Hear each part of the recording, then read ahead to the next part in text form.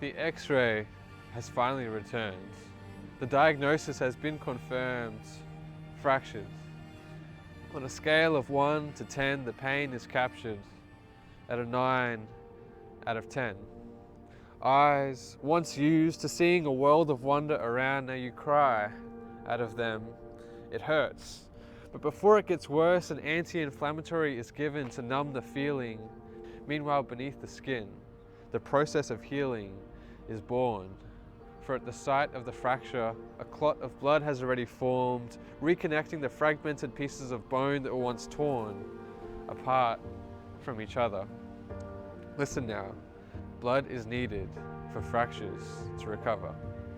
Blood is necessary for bones to rediscover what it feels like to be one with each other again. They say, in most cases, it's 6 to 8 weeks before the fracture heals. In most cases, but not all. Just ask God how He feels 6,000 years after the fall of His handmade masterpiece. Mankind, you and me, made in His own image of love, now no longer able to experience the Master's peace.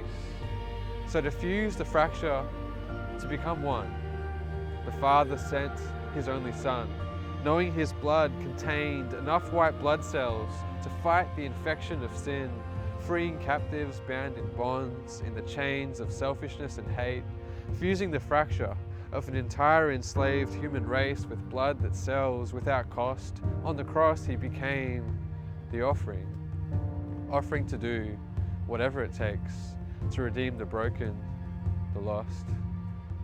However, sadly for Jesus, in most cases, the fracture never heals.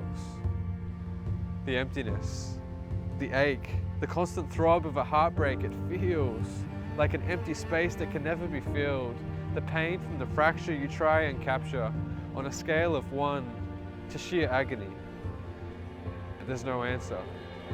There's no mask that can adequately cover the torment that covers His tear-stained face. With just one glance, you know the emotional pain He's experiencing is off the charts.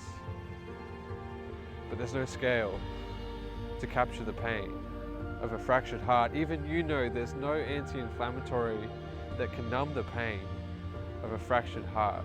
Why? Why is He experiencing all this pain?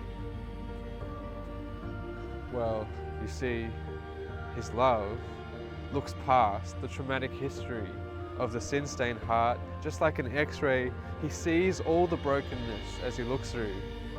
And as He beholds, He holds out His bleeding hands, offering to fuse the fracture together with His blood. He's bleeding to be together again with all of you, even in the midst of the pain of the fractured relationship. The gospel remains the same. The Savior still proclaims the everlasting good news, for His love for the broken is relentless. On a scale of 1 to you.